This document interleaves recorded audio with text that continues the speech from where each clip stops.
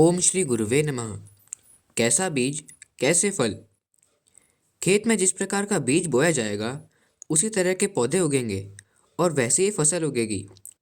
किसान जो फसल उगाना चाहता है उसके लिए उसी प्रकार के बीज की व्यवस्था करता है। साथ ही यह भी ध्यान रखता है कि वह बीज सड़ा गला, घुना, छोटा पुराना या कमजोर न हो। जीवन एक खेत है, उसमें प्रगति और सफलता की फसल उगाई जानी है। तो ऐसे विचारों का मन क्षेत्र में आरोपण करना चाहिए जो प्रगति के लिए आवश्यक शक्ति का उद्भव कर सके। साहस और पुरुषार्थ के बिना किसी का आगे बढ़ सकना असंभव है। आलस्य और अनियमितता का अवरोध रहते कोई व्यक्ति किसी प्रयोजन में सफल नहीं हो सकता। इन दुर्बलताओं को हटाने के लिए खेत के खरपतवार उखाड़ने जोतने की तरह से हमें किसान का अनुकरण करना होगा। जीवन का स्वरूप संकल्प बीज की लहलाती हुई हरी भरी फसल है। आशा है अन्न की राशि। मन क्षेत्र में किन विचारों को स्थान मिले इसके लिए अत्यधिक सत्कर्ता की आवश्यकता है। कुछ भी कैसा ही बीज वो देने पर कुछ भी उग सकता है और उपलब्धि भी कैसी हो सकती है।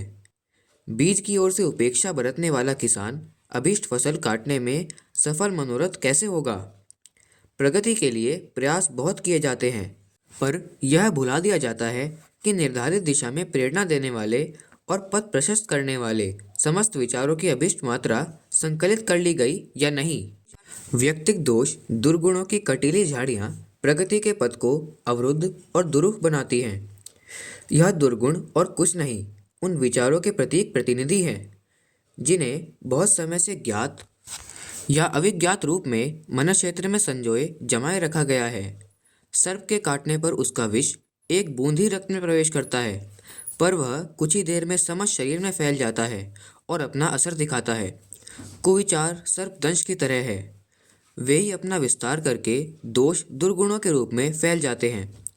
कहने की आवश्यकता नहीं कि आंतरिक शत्रु मनोविकार बाहर के शस्त्रधारी शत्रुओं की अपेक्षा 1000 गुने अधिक बलिष्ठ और घातक होते हैं। दूर रहने वाले बाहरी शत्रुओं से बचने और उन्हें निरस्त करने के लिए अनेक उपाय हो सकते हैं पर अनिर्ष सामने रहने वाले इन घर के भेदियों को क्या कहा जाए। आस्तीन के सांप की तरह वे सदा घातक ही सिद्ध होते हैं। क्षतिग्रस्त, दुर्बल और मरणासन्न शरीर वस्तुतः उस रोग के विषाणुओं का ही खाया होता है। घुन का कीड़ा चुपचाप लगा रहता है और विशाल शहतीर को खोखला कर देता है। कुविचार विषाणुओं से अधिक घातक और घुन से अधिक अदृश्य होते हैं। वे भीतर से जमकर बैठ जाते हैं और गुण कर्म स्वभाव की सारी संपदा को खोखले विषक्त बना देते हैं।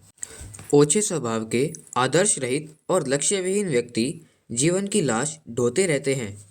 अनेक मनोरथ सफल होते ही नहीं क्योंकि प्रगति के लिए प्रखर व्यक्तित्व की आवश्यकता है।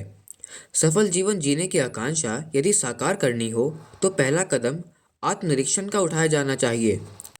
अपने विचारों, मान्यताओं और अभिमान की समीक्षा करनी चाहिए और उनमें जितने भी अवांछनीय तत्व हों उनका उन्मूलन करने के लिए संकल्प पूर्वक जुट जाना चाहिए। संकल्प शक्ति की साधना और आत्मनिरीक्षण से व्यक्तित्व को इच्छित ऊंचाई तक पहुंचाया जा सकता है। परम पूज्य गुरुदेव पंडित श्रीराम शर्मा आचार्य जी द्वारा लिखित पुस्तक संकल्प शक्ति की प्रचंड प्रतिक्रिया। धन्यवाद। ओम शांति।